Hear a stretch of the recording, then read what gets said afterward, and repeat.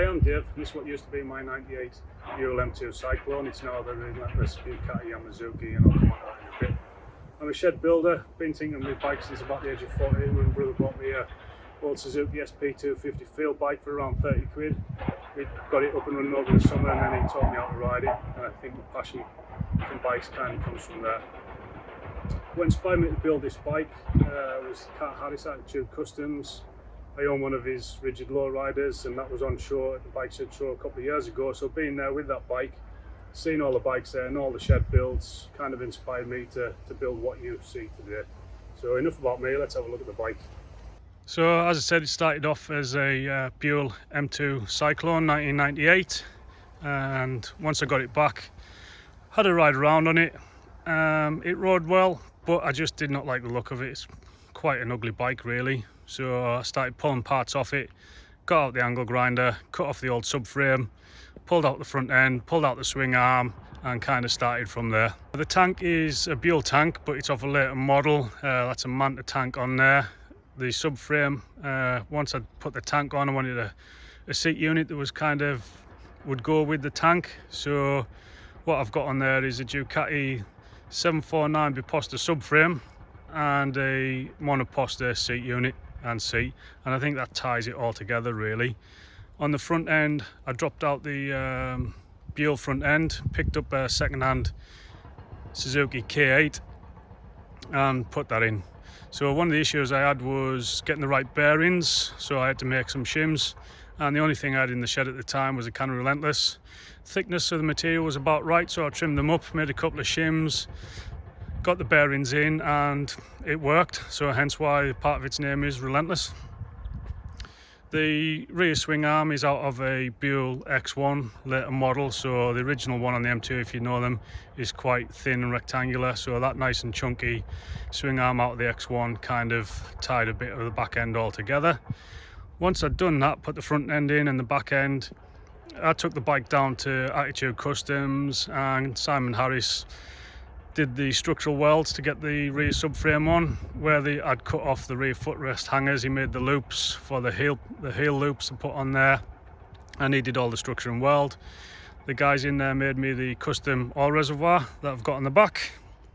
They made spacers for the rear discs, the front discs, and the wheels as well. So I got a set of aftermarket wheels off Carter. He did me a really good deal on those. And I just wanted to go for that spoked look because you don't really see many Buells with it really, so it was just something to be a bit different, and I do like that old retro style. Once I got the bike back from them, I finished off a little bit of welding here and there.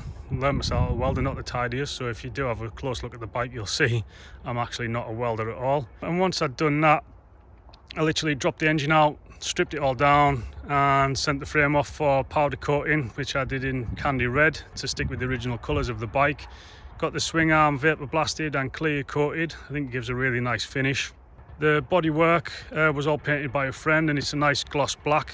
I don't know if it'll pick up on the camera, but in the lacquer we've put a nice ice candy pearl in there, so when the sun hits it, you start to get a red flake all around through the bike. And I think it just brings it all together and gives it a really nice finish. So where does the name come from then? Ducati Yamazuki, because obviously we've got the Buell there, the Ducati rear end, Yamaha FZ1 front headlight, and the Suzuki forks, yokes, mudguard and clip-ons. So I wanted to go at clip-ons because I wanted to go for that kind of cafe racer style and feel. Once I started to get the bike back together, one of the things I did was start to do a bit of grinding onto the oil reservoir just to give it a bit more of a feature. So it's just not plain flat steel, it's got a nice bit of swirl in there, and when the sun catches it right, it starts to change the colours and give a bit more added feature to the bike. A couple of things that I'm proud of on the bike. Well, I'm actually proud of the overall finish. I think to me it turned out better than I imagined. But a couple of things I did was I made my own dash. So there's a dash there made out of an old, I was trying to keep the budget down, so an old kicker plate off a door, aluminium, which I cut to shape and then polished up, put in a GPS speedo in there, and then went for a nice set of dominoes with a quick action throttle. And then you got the Pazzo levers, which was actually a really good deal on that front end because it came with the the levers and the clip-ons and everything really. Set of calipers, discs all came with the front end from the Suzuki, which I've left the Suzuki GSX-R on there because I don't want to hide anything that I've done, and I think actually the black and red actually goes well with the bike. I made my own silencer on the bottom, so she's pretty loud. It took me a bit of tweaking, I'm still getting there, but I had to fit a DKS Thunder Torque into that to give it a bit of back pressure because she's a little bit sluggish on low end, but pulling power right through now, which is good. Once I had the engine out, give it a bit of a polish up, trim down the wire and harness just to make it a bit more neater and get rid of things that I didn't need because I haven't got any indicators or anything on the bike. Went for a nice little set of switches to do the headlight, horn, everything like that, get through its MOT. That was nice and cheap. The tail light is Rage Cycles custom from the States, so I just thought that fit really nice and well with the Ducati tailpiece. But other than that, I'm just really happy with how it turned out for a first shed build and just an idea in my head. I think it came out really well.